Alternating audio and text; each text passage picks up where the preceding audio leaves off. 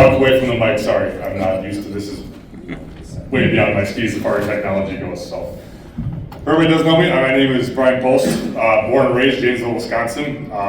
Fanatic when it comes to bass fishing. A lot of experience on the Madison Chain. I currently fish a lot around the house here, and I also travel all over the country for the Bassmaster Opens. So 2 weeks ago, I was down in Sam Rayburn in Texas. Had an okay finish, and Saturday I'm leaving for Kentucky Lake. So today we're going to talk about the Madison Chain. And I'm going to kind of go through tips and tricks for tournament catches, tournament weights. Some of it can be related to just having a fun day of fishing on the water, but we're going to kind of go through what's your best bet for your biggest 5 fish to bring back to the scales. So early spring, one of my favorite things early spring is mud lake. You can see it right off the belt line. Everybody knows there's a giant dredge hole on that east side over there. It gets down 35 foot of water. They took all that sediment, all that fill out when they created the Beltline Bridge. There's lots of different turns, lots of elevation changes, and also the milfoil grows phenomenal over there. So if the water's off color, that's where I'm going to start for largemouth. I'm looking for that water to be 52 to 55 and above, and I'm going to be throwing a chatterbait and a lipless crankbait.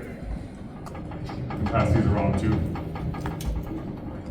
So everything I throw, can everybody still hear me without the mic on? Yeah. Okay. Everything I throw, Arc Invoker Tours, Arc rods and reels, typically 20-pound test.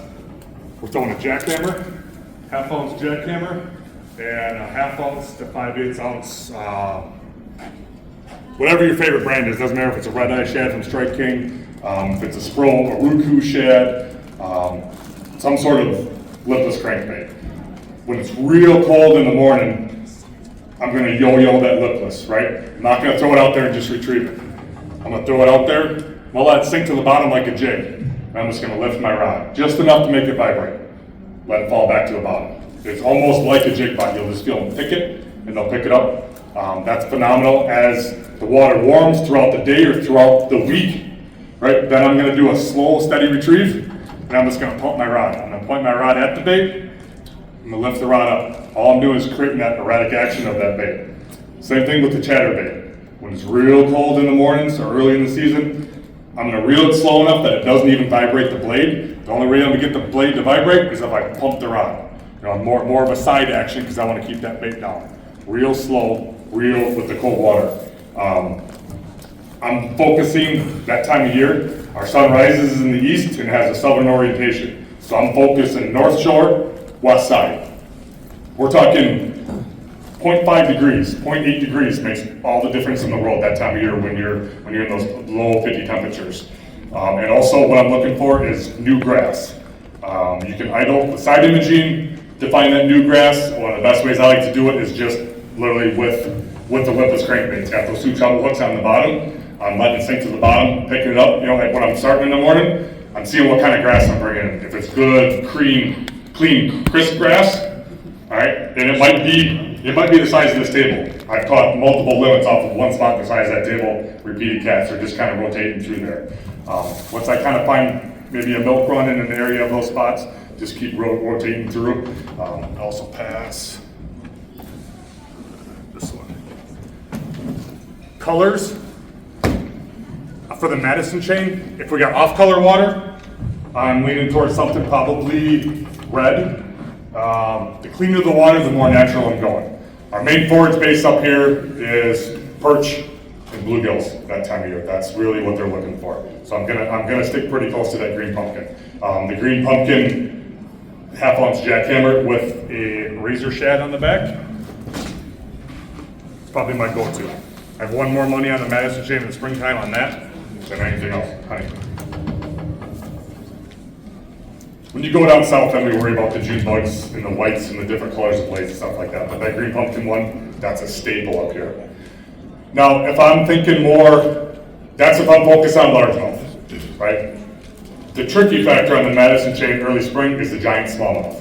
If you have the dedication and the discipline to chase them, you're going to win every time if you can find them. But they are notorious for having the suitcases packed. You found them Friday afternoon and practice Saturday morning, you may not catch a fish all day. I'm going to go more towards, I'm going to lean towards Monona.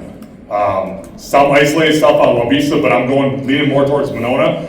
I'm looking for those isolated rocks, rock piles, single rocks, and transitions from soft to hard bottom, somewhere in that 8 to 15 foot range. And I'm gonna be throwing a Kitech. These are the bigger ones, I don't have the smaller ones in the boat, but I'm gonna be throwing most likely a 2.8 Kitech on a 1/4 ounce ball head. And honestly, that color right there, Tennessee shad, don't even buy anything else, just buy that one and the little guy. This is a 3, I think this is a 3.3 or 3.8. But go down to that 2.8 and you're just gonna drag it on the bottom, just enough to get that tail to kick, right? You may pull up on the right rock pile, and you might catch 5 5-pounders and 5 casts. You might catch 1 5-pounder, and then 6 hours later, you're still looking for another fish.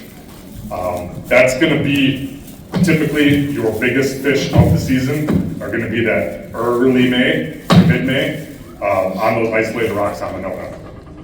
And I'm not gonna talk too much about Kegonsa and Mendota. These do apply there, but typically if we're fishing tournaments, we're taking off somewhere out of, Green Lantern, Christie's, something like that, and when we can fish Wabisa, Mud, and Monona. Those are typically what the permits are allowed for. So that's kind of where we focus our efforts. Also, too, going back to largemouth on mud, if you get one of those days, watch your temperature gauge like a hawk. I mean, like I said, half a degree makes all the difference in the world. If we get a really calm day and it's really bright sunny skies, and you're seeing that temperature jump 8, 10, 12 degrees, they will follow that.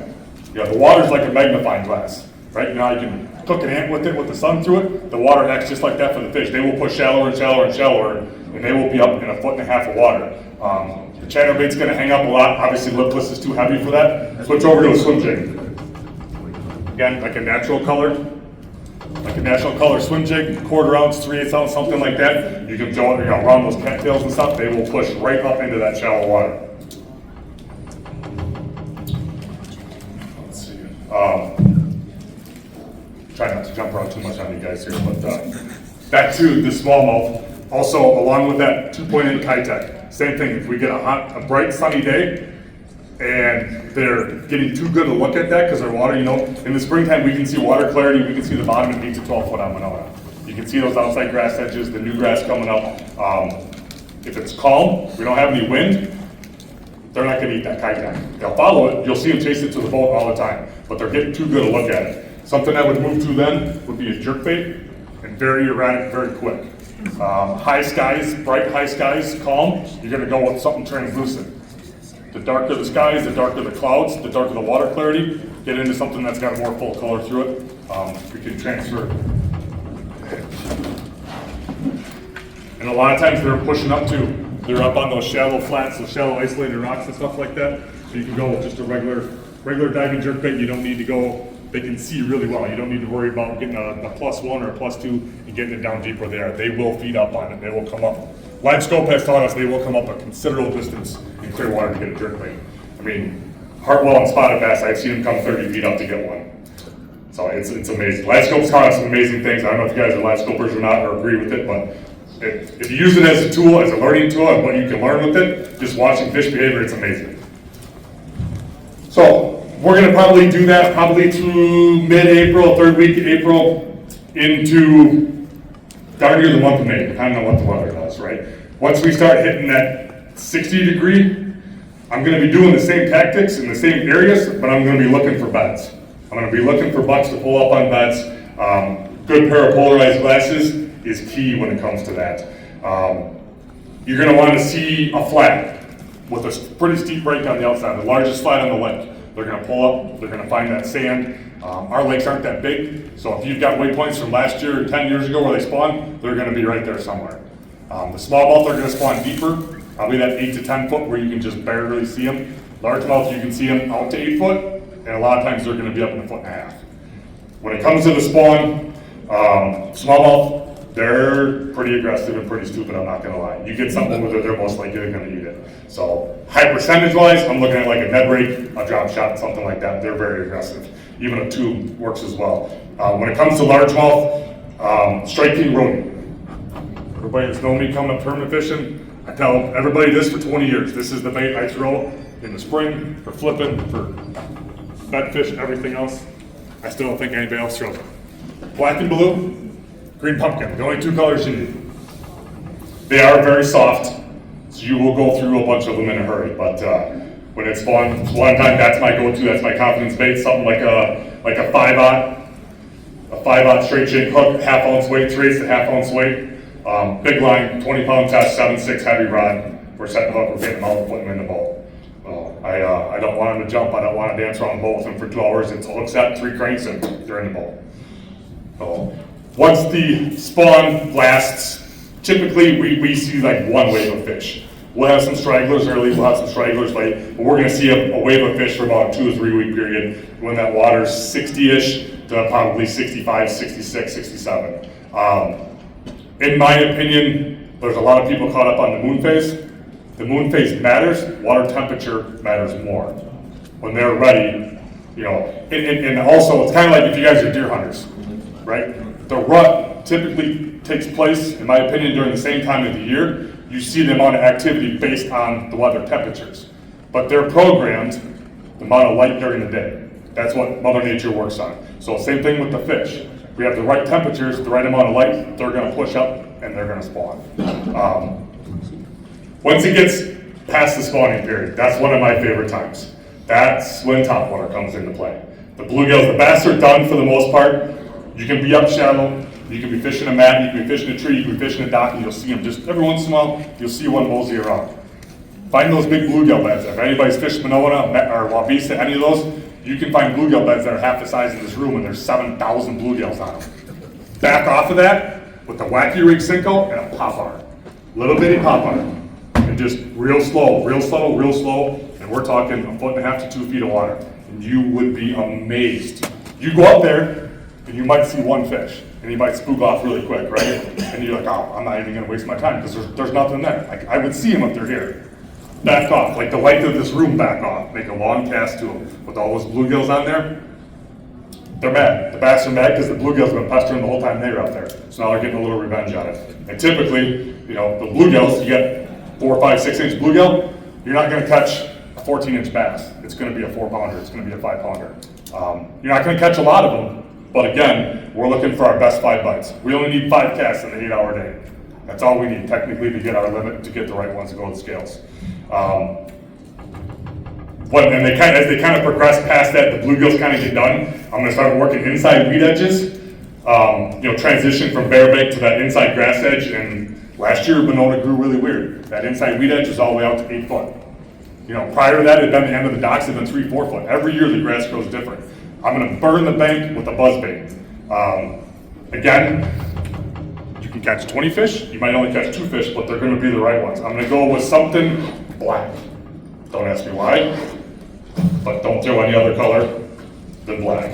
You can do one with a toad toter, or you can do a skirted one.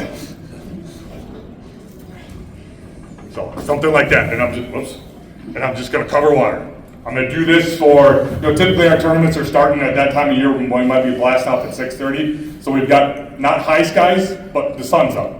So I'm gonna burn that for like an hour. I'm gonna go, hey, I caught them on this flat inside these docks right here 3 weeks ago spawning. Back off to the first weed edge as those fish move back out towards their summer haunts. And I'm just, if that thing's 100 yards long, I'm gonna fish that 100-yard stretch if I saw them there. If I've got a half-mile stretch, I'm gonna fish that half-mile stretch. Until the sun breaks the trees and you start losing shadows. At that point in time, put it up. You're wasting your time. Every once in a great while, you might get one in high skies, but I mean that's every once in a while. And you have to be disciplined to be throwing that all day. As they transition out from that spawn again, we're doing post spawn, we're early, we're kind of getting towards the summer months. Our water temperatures are high, our grass is growing good. The smallmouth, they spawned already, they're kind of out. And I'll be honest with you, I'm not chasing smallmouth anymore. They are so nomadic, they are so hard to find that I'm not taking the risk of blanking. Because I think I can win it with largemouth. I still think I can win it with largemouth at this point. So kind of from that post-spawn on, I'm not really looking for smallmouth again until early fall. Now you can catch them. I've got buddies and myself, we've been working on the whole live scoping thing like we do down south to find those fish. Prior to conversations this winter, I've never fished deeper than 26 feet. That's kind of the max of the thermocline on the Madison Chain on Monona. I've never gone deeper than that. And I got buddies telling me, dude, last fall we did this, we did that, we're catching 35 to 38 foot. I found, it took me 7 hours, but I found 5 of them, and they were all over 4 pounds. I'm not there yet. If I can pick up a flipping stick and I go back to that grass edge in the summertime and start dunking grass for largemouth, that's where I'm at.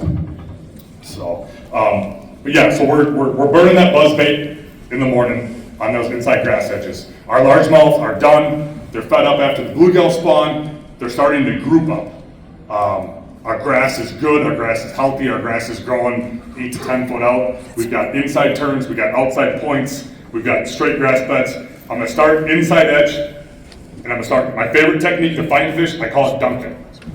Somewhere 3/8 to ½ ounce weight. I'm going to go a little aggressive. My bait's going to have appendages on it. This is one of my number ones. Now we're trying to imitate those bluegills, because those young bluegills, they're all done spawning too, and they're going to come through that grass edge and they're going to school up. If you, you can find them on 2D side imaging. There's be thousands of them in a school right on the outside of the grass. One of the best baits that I found imitating them is forward fighting frog. Prior to forward-facing sonar and everybody pinging a minnow, that was 40% of the sales in the United States, as far as plastics goes, was the fighting frog, and they've got 17,000 colors of them. That's the one right there.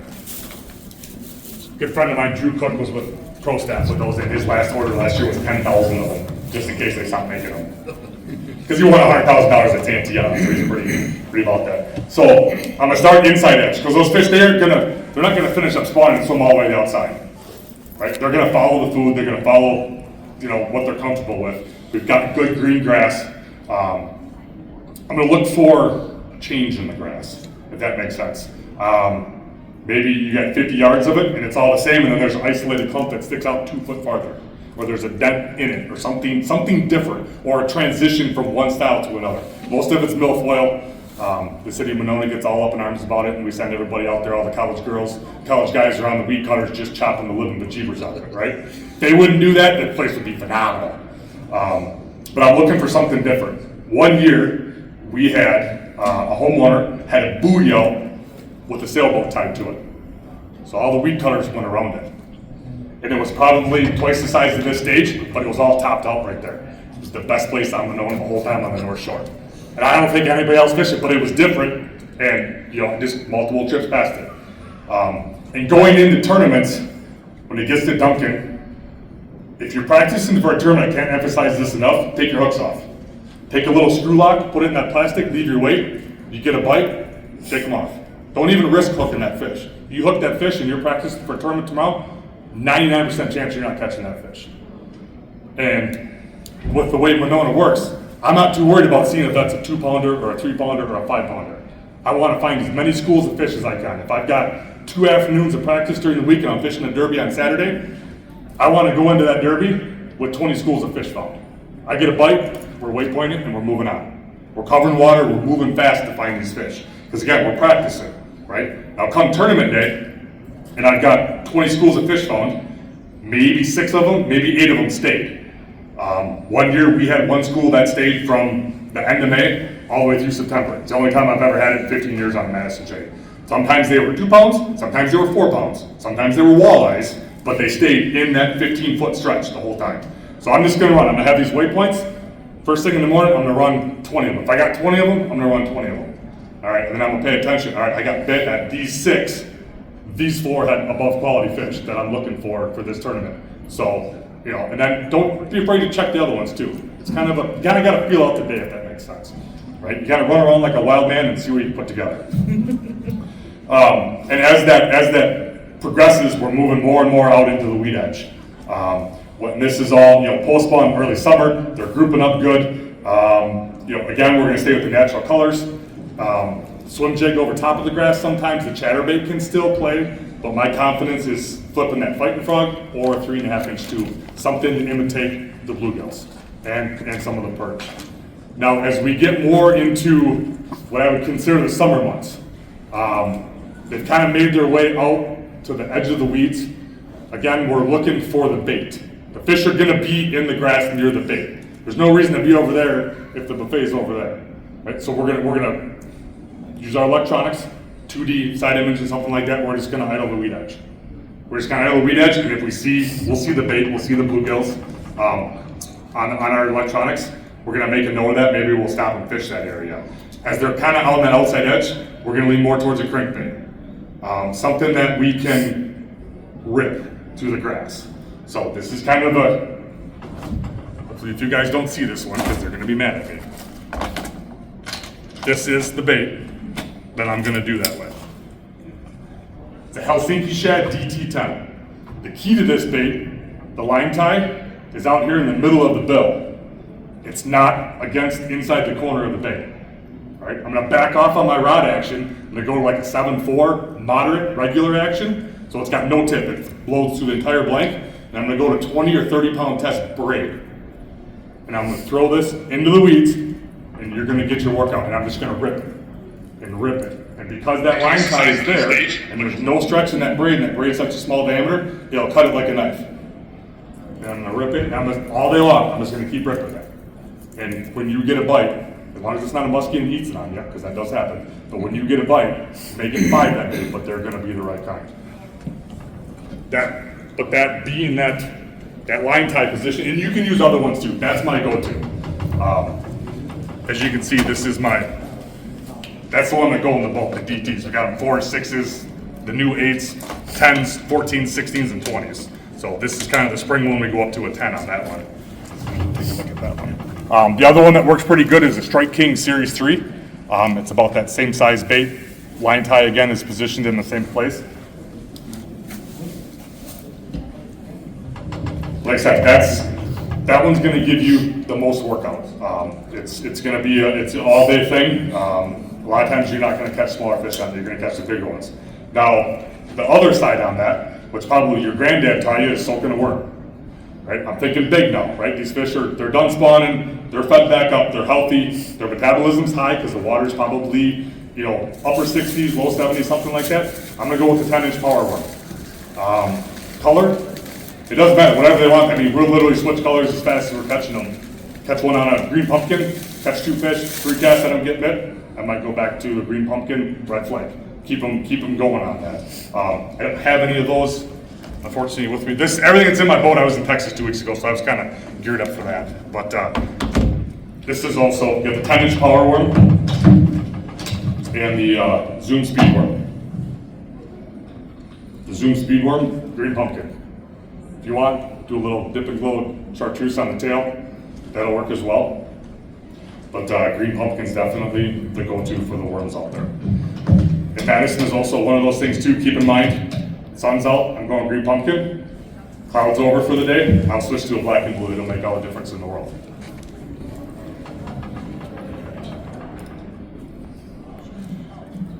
So, the issue we have with the Madison Chain, it's a phenomenal fishery, but it's we'll talk about Winona. It's 3,600 acres. And I know half the people in this room, if you tournament fish out there, you probably know everything I'm talking about. And you've probably done it, and you probably know areas I'm suggesting, and you've been there. So those fish, they see a lot of things. They get a lot of pressure. When I'm dunking that creature bait, we're talking hot summer now, right? I start out 3/8 of an ounce, ½ ounce weight. Yeah, I go down the bank. My partner and I, you come behind me, because it's a good spot. 2 more guys come behind us, right? So that fish has seen everything, right? Doesn't matter what color, what size, whatever, right? Ready to fall through that grass. So one thing, as the summer progresses, I'm going to increase my weight. I will go all the way to 1 3/4 ounces for dunking that grass, because I guarantee you're not doing it. Because nobody else does it, right? And again, it may only be a couple of bites, but that might make the difference between my 18-pound bag and my 19-pound bag in the check. So keep that in mind. Progress your weight as the summer goes on, as the metabolism increases. I don't really talk about that very much, but it's worth it. This is my team partner here, so he's usually in the back of the boat with me. So if I'm throwing that, he's going to stick it. He's comfortable with that half, that 5/8, that 3/4, right? So he's still going to do that. And maybe that day they only want that. They don't want my fast one, right? And then also too, pay attention when you're flipping it in that grass, how they hit it. If they hit it, if they pick it up off the bottom, if I yo-yo it twice, if I yo-yo it 3 times, if I'm halfway down, if I'm reeling it back out, every one of those makes a difference. It's very key to pay attention to when they ate it. Don't just flip it in there. Oh, I caught one over there and I caught one over there. You know, when we're talking and we're going, we're hot, we got 20 schools of fish and we're running and gunning 90 miles an hour. You know, we don't even, he flips in there, he hits a fish, mine's reeled in and I'm throwing it in the same hole that he just brought his out of. Because there's probably 6 of them sitting right there, right? They might not be 3 feet over there, they might be right there. And I say, first hop, second hop on the way down, what? And he's like, he's still fighting his fish. Nope, second hop, all right? So I hop it twice and I pull it out. And it's amazing to see, you can go all over the lake. And if you catch 10 fish that day, 9 of them be on the second hop. 3 days later, every one of them might be on the initial fall. It's amazing how they get keyed in like that. Same thing with running patterns on the lake. You can pattern Monona and Madison Chain very well. If I've caught them on the downwind side of the grass point in 8 feet of water and it had a rock to grass transition, okay, well, in my head, I got 6 more of those. I'm gonna run those. And they'll be right there again. It's pretty wild how they can do that. I don't know how they communicate what causes them to do that, but it's a lot of fun. And then one thing that's, dunking and big worms have been very popular for quite a few years on the Madison Chain. So there's a few guys, we're drop shotting. We're going braid to a short leader, 10-pound test. I'm putting a half-ounce drop shot weight, I'm tying it on, I'm not clipping it on, and I'm using some sort of a finesse worm and a spinning rod, and I'm flipping back in the grass holes. Everybody else has been used to that bait. Again, it's something different. That bait's always falling to the bottom, always coming through, falling to the bottom. Well, now they might see it and follow it down, but now it stops a foot and a half off the bottom, and it just sits there. Sometimes shake it, sometimes just hold it. That has been, the last couple years, that has been absolute dynamite. Been a lot of money won on that one. Again, I'm gonna start with my natural colors. Something like a green pumpkin green. Again, we're kind of imitating those bluegills, or just a green pumpkin. I had a good friend that won one last year in a bubblegum color. Fluorescent pink. So you never know what they're gonna be after. And a lot of times too, we're using these techniques in conjunction, like the ripping the crankbait through the grass. If I'm practicing, I'm gonna be going down the shoreline, rip that crankbait, I catch a fish, all right? I'm marking it in practice, I'm marking it, whatever icon, whatever, so I remember what I was doing right there, right? Move about my way. I come back tournament day, I'm ripping that crankbait, maybe it's a 20-foot stretch. I ripped that crankbait a dozen, 15, 20 times out of the grass, nothing. I know there was a school of fish there, maybe not active today. So I'm gonna, before I leave that school of fish, I'm gonna flip my creature bait in there, I'm gonna flip my worm in there, whatever it is, I'm gonna do something, make sure that school of fish, if they're still there, that they're extra, excuse me, to make sure they're still there, they didn't move on before I move on, leave them behind. We had one year, I had a school of fish I found, we won a tournament up there off largemouth Duncan grass, tubes and big 10-inch flower worms. We went back to that same school of fish because they were the right size. I went back 7 times. We went back with 5 minutes to go, and we called 3 times in 5 minutes on that school of fish. I never got bit the previous 6, but I was confident, like, the bait didn't leave, the weather didn't change, the wind's still the same direction. They have to be right here somewhere. And it was just, we hit the right window, got it on the right rotation, and it was lights out for 10 casts. And of course we had to leave, but we managed to W on it, so it was all right. There you go, pass those on.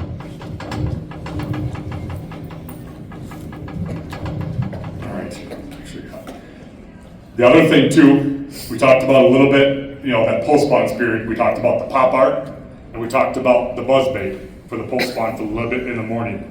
Another thing, as we get into the summer, again, their metabolism's high, they're feeding low light conditions, like big bucks move at low light, the fish feed at low light, right? Early bird gets the worm. But now I'm gonna switch over to a walking bait. It's gonna be like, is there a spook? That's my go-to, any kind of, whatever your favorite walking bait is. Looks like a cigar, right? Different sizes, could be the super spook, could be the junior spook. I'm gonna spend maybe a half an hour in the morning throwing that spook on some shorelines that I've got confidence that maybe I found a school of fish for. Because I might only get one bite on it again for the 45 minutes in the morning, but again, it's gonna be that right one, it's gonna be that above average caliber fish. Let's see what else we got. And again, too, we are covering water. Covering water. I have a couple of friends, and they're not here today, but he will tell you exactly the opposite. I've donated a fair amount of money to him. He has his drop shot in his pocket and his package of worms, and he found a school of fish in practice, and and he will spot lock right there for 7.5 hours and he will not move. And he just waits for him to come to him. My attention span does not allow me to do that. I give you an hour, but we're not going to sit in the same spot for 7 hours. I like covering water. So again, it's outside weed edge as we're into those summer months. Bigger baits, cover water, find as many schools as you can. Also, transitioning back to mud. There is a window, and I don't have it pinned down yet, but there is a window in Mud Lake where the frog is phenomenal. Those big fish that we found in early spring that were pre-spawn, big largemouth that we found, bless you. They will be on, Mud Lake gets all the edge of slop again around that dredge hole. There is a window of time where you can catch them. Hot sunny day, goes against everything I just told you, but you can catch them on a frog in there, and it's lights out. So this is kind of a generalization of where to start.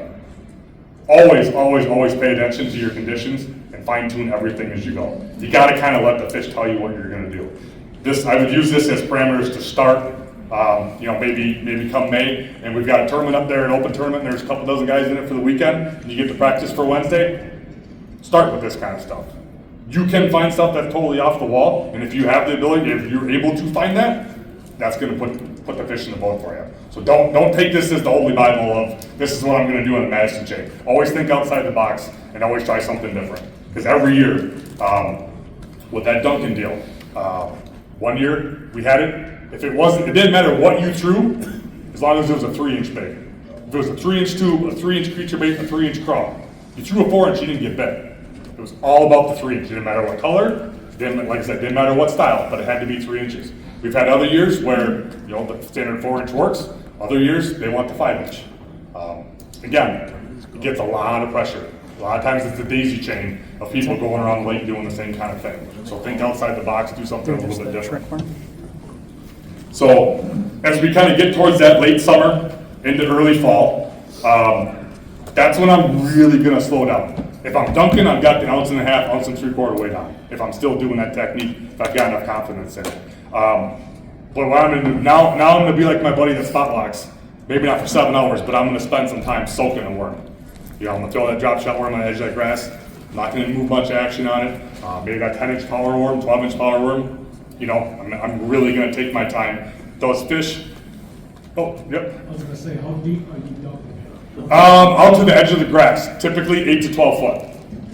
Yeah, so whatever, in the spring we'll start shallower, but as that summer progresses, I'm all the way to that outside edge. The best is when the water is clear enough that I can see the edge of the grass, if you can find areas that haven't cut. So, but now I'm gonna slow way down. I'm gonna soak that worm, I'm gonna soak that creature bait, whatever it is, because those fish have seen everything, times 1,000. Right? So I either have to slow way down, or I have to do something completely off the wall. Let's see.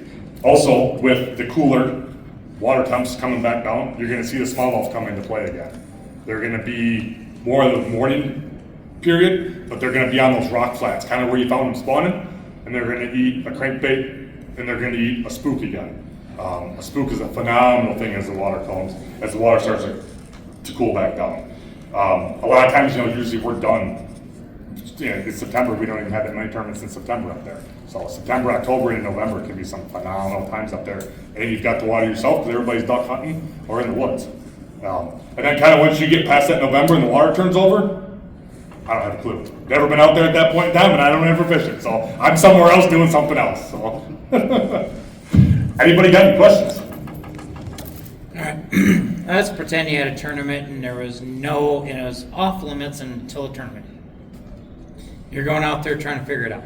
Yep. Are you changing techniques more, or are you changing colors more? What time of year? What are we doing? All right, let's go spring. Spring? Yeah, let's go spring. That's a good question. Probably techniques. I'm going to stick with my natural colors, my natural or my dark colors in the spring. My green pumpkins, my black blues, and my reds. And I'm going to change technique maybe of how I'm presenting that bait, or where I'm presenting that bait, or how heavy my bait is. Probably more so than the color, I would say. Yeah, good question. Anybody else got anything? How deep are you for spring on the rocks? I'm spraying the rocks somewhere between 8 and 12, typically. Yeah, remember we've got our water temperatures heading in the right direction. It's going to start probably that 50 to 52 range, and they're going to start, they've been out in the winter haunts, deep, this, that, chasing everything out there. They're going to start coming up on those transitions on those rocks. So as it progresses too, we even caught him in as far as 4 and 6 foot. So actually this guy right here, we want to turn him up there 22 pounds and 5 smallmouth. Really windy that day, so we couldn't, the boat position, so I literally just let the boat drift in, and I held the boat, and I said, aim at that dock. When we were on him that day. Like just, I didn't put my rod down, aim at that dock. Bombs out there about the third jerk, and it was like a 6 1/4. I didn't have my rod in my hand, I just was running with the net, because I knew if he got bit, it was gonna be right there. So, but again, that was one of those lucky days. There's a lot of those days where, and I think, if I remember right, that was a Sunday tournament, going back on Wednesday for a Wednesday nighter. I'm like, I'm gonna rock them. It was calm, it was slick, and it was sunny. I never caught a fish in 3 hours. And we caught the bejeebers on them on Sunday. Is it better when it's windy? It distorts the refraction of the light through the water column. It distorts the bait, so you don't get a good look at it. You'll see a lot of times with those spring smallmouth, really pay attention with your eyes or electronics if you're doing the whole forward facing thing with the scoping, right? Pay attention. How many fish follow that bait to the boat?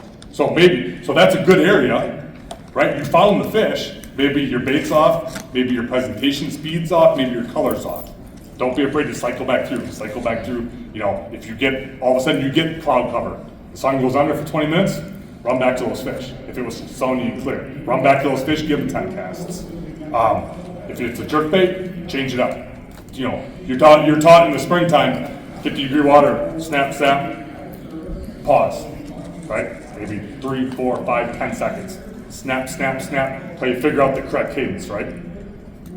Now it's clear water, it's calm. They're still aggressive. Don't pause it. Take it away from them. That's one thing Live Scope has taught us with all this offshore fishing, take the bait away from them. Yeah, trigger that instinct. Right? Throw it over there and it's an easy meal, they'll look at it, they'll follow it down this net. Bring it by at 90 miles an hour sometimes, take it away. That instinct kicks in, either I don't get fed or I eat this fish, eat this bait, kind of thing. So. Anybody else got any questions?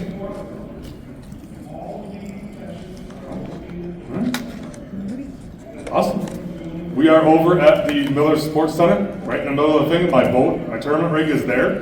Got all the tackle. If you guys want to take a look at anything, we've got a couple new Falcons for sale over there. If anybody wants to come over and BS the rest of the show about fishing or any other techniques or any other lakes in Wisconsin. We talk about other lakes in Wisconsin too if anybody's got any questions. Do you fish Mississippi out of La Crosse very much? What's your favorite thing throughout the seasons? What's some of your favorite things to throw over there? Yeah. All right, this one's going to probably shock a few people. That. It's a Carolina rig. Weight's way up here. Whether I'm fishing wing dams in high current or I'm fishing shell beds in 1.5 foot of water. That Carolina rig, don't fish it like your granddad did. The old ball and chain, we throw it out there, we just drag it along. I'm 3/4 ounce in 2 foot of water. I'm covered in water. I'm using it as a search bait. One of the best baits I did at the Open last year, was the first guy out of the money by 2 ounces. Don't hold that against me. The Strike King Punch Bar is designed for flipping mats in Florida. In not an Okeechobee crawl, but like a dirty Sanchez, like bright chartreuse green on one side, green pumpkin on the other side. And that fighting frog that we passed around earlier. That's also one of the baits up there. Again, we're imitating those crawfish on the Mississippi River. But yeah, that Carolina rig, not a lot of people do it. I will adjust to, if I'm fishing wing dams in the current, because I don't want to get snagged every cast, I will adjust to maybe 1/4 or 3/8, so it'll tumble over top of the rock. And then the wing dam, I'm throwing it out there and I'm just keeping contact with it, right? Because I don't want, the weight's here, I don't want my bait in the current to get swept past it, because the fish grabs it, well then I'll never know he has it, so I can't get a good hook set out. But yeah, I crushed him over that, a swim jig, and a frog. The frog bite on the Mississippi River is out of this world. I think the best quote I've ever seen, a few years back, it made the Bassmaster Catalog top 100 lakes in the country. It was like number 23. And the statement was proof that God was a frog fisherman. Mississippi River. It was awesome. Any other lakes? Any other thing? Anybody any questions? Come on, Chris, you got nothing? I covered it all. I wasn't all over the place too bad, was I? How about Lake Wisconsin for your other region? We have to talk about that one? All right, if we're starting off Lake Wisconsin in the springtime, Here on Lake Wisconsin. which dock was it? Is that what you want to know? I've had 4 people come up to me this weekend at the show. They're like, oh, I know that boat. You took all our money at Lake Wisconsin in the Badger Cancer Tournament. I showed them the bait. I took one out, I opened the package for them, and I each gave them each one of them. So, Which one was it? I was 2 docks down. you were 2 docks down? It was the Fighting Frog, sloppy imagine. That one right there. You need one? Yeah, I'll take one. Heck yeah. Here, just for next year, just in case. I was more towards the open than I was. Oh, were you? Okay. Yeah, all the way back up, the right back dead center. If they're there, you get right in 5 casts. That was literally 8 casts. And I caught She caught one of them. I got to school. There was literally a school on that dock. I got them so fired up. She she missed the dock by 8 feet. I'm not gonna lie. The school was so fired up. The fish swam out and got it. It was the second biggest one we had in our I said bag. we waited. Yep, good job. So, Lake Wisconsin is one of those places. That's my favorite place in the country to fish. I can't tell you how many people tell me I'm retarded for saying that. I absolutely love that place. And if you're not grinding mud, you're too deep. I'm gonna start. I've had 30 fish days of 38-degree water up there. That's one of those things we talked about on the Madison Chain in the springtime, like early spring. Pay attention to the water. I don't care what the water temperature is. Just know that when you were over there, it was 38, and now I'm over here, it's 38.6. I've had 30 fish days in a 100-yard section because it was 0.8 degrees warmer. Black and blue, black and blue, black and blue, black and blue, black and blue, black and blue. So like a small bump on the river. Yep, oh yeah. Yep, black and blue. I mean, if Wiegand's and Moon Valley will clean up considerably where I can see the bottom of 3 feet, I might go to a green pumpkin orange. Otherwise, I'm staying black and blue. And just run docks. Run docks, run docks, run docks till you're purple in the face. And really work on your casting ability, because I probably hit all those docks ahead of you, so you gotta make sure you put that jig where I can. And everybody goes down the dock, right? If this is my dock here, that's my shoreline there. Everybody's boat goes down the dock and they flip that side, and they flip this side, and if they've got a partner that's paying attention in the back of the boat, he's gonna hit that back corner on the way by, right? Pull in the shore, pull your trolling motor up, power pull down, and fish it from the back angle. Change your angle of approach, because again, those fish are conditioned to that. If I'm the 5th guy in a row, and I'm doing the same thing as you are, I just want you will be surprised. I will pay attention to which way they came towards the dock and what they're doing. If I see a guy doing that, if I'm against Joe, because he knows this technique, because we kind of, come up, kind of figure it out together. If I see him ahead of me and he's pulling in there, I'm going to leave. I'm going to go find a different section of docks because he's already done it. But if I've watched 5 guys come through there and they don't do anything different, I'm going to change my angle. You would be amazed how many fish you can pull. When a guy just fished the dock, 3 docks ahead of you, didn't catch a fish, I can pull 5 fish off that dock. And I can feel the same bait as you. Just change your angle. Again, half ounce. I stay half ounce because I'm very comfortable with that. That's what I'm skipping. That's what I'm throwing underneath there. 20 or 25 pound test line because I want to make sure I can get them out. So, and this is actually, I use this rod for frogging and for flipping jigs. 7'4" mag headed. That's got 65 pound braid on it for frogging. But yeah, Lake Wisconsin is, and you can pretty much do that. I mean, that's how we did it in August. It was a fighting frog in August, but it was 1 dock. If you're brave enough to run the river, that can be phenomenal. You can find some amazing schools out there, but I have had to dig myself off a few sandbars once or twice. So, props are expensive now, so you don't want to wreck too many of them. Any other question, guys? Come on, you had like 25 good questions for me out there, and now you got nothing? I answered them all. What do you, when they cut weeds, you got all the debris floating on the Madison Chain, you stay away from them, or, because I usually find a lot of bait fish. So I have had it very rarely. If the water's up is the key.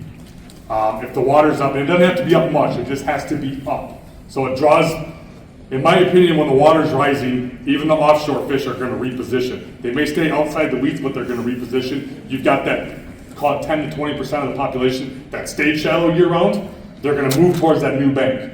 I have had instances where if the homeowner lets that tree hang over the water and the water gets up to touch it and it creates that weed mat around it, there may be 4 of them on the lake, but there's a possibility you're gonna get a big fish out of it. I will, on bright sunny days, I will focus on that. I will make it a note if I'm fishing outside weed edge and I look in there and I see that, the frog's coming out or a flipping stick's coming out, and I'm going over there to make 2 casts at it before I roll. But the water, in my opinion, the water has to be either up or coming up, which we all know lately isn't really a thing because we spent money on a bike path and a bridge by the viaduct rather than opening it up, and we decided we're going to keep the water a foot lower so have people can't use their docks. So there's been a lot, I don't know if you guys up there, there's been a lot of controversy over that, so. You can't fish it now anyway. The river? No, you can't. Yeah, with the tournament permit, yeah, you can.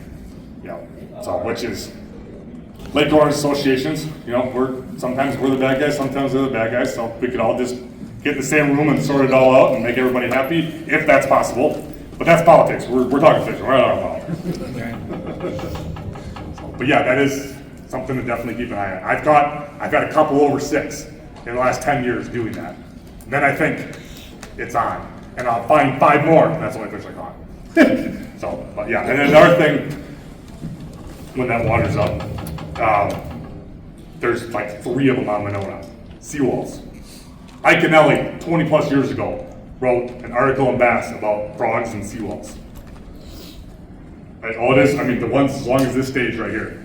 If I'm in that area, and it's evening time for our Monday night tournaments from 6 to 9, and it's 8 o'clock, low light conditions, boat traffic is subsided, it's not crashing the bank, I will throw 10 casts at a frog on that. It's, don't share that one with anybody else. That's a little secret one, and it works all over the country. Don't throw it up on top. Throw it on their lawn, throw it on the shore, throw whatever's up there. Just pull it off. Work it 4 foot from that wall, reel it in. Yeah, but again, that's one of those things you might only get 1 or 2, if anything, and you might do it 20 times before you get it, but that fish is going to be a good one. Yeah, that's black. Again, kind of like Lake Wisconsin, you can throw black and blue, any color you want, as long as it's black and blue. You can throw any kind of frog you want, as long as it's black. No. Anybody else got any questions? No? All right. Well, if you guys want to come hang out, we got some stickers, I got some posters and stuff I can sign for you. I've got more tackle in the boat, we can look at the boat, we can talk electronics. We can talk live scope, we can talk motors, whatever you want to talk. So stop by if you can. Thank you guys. Thanks, Brad.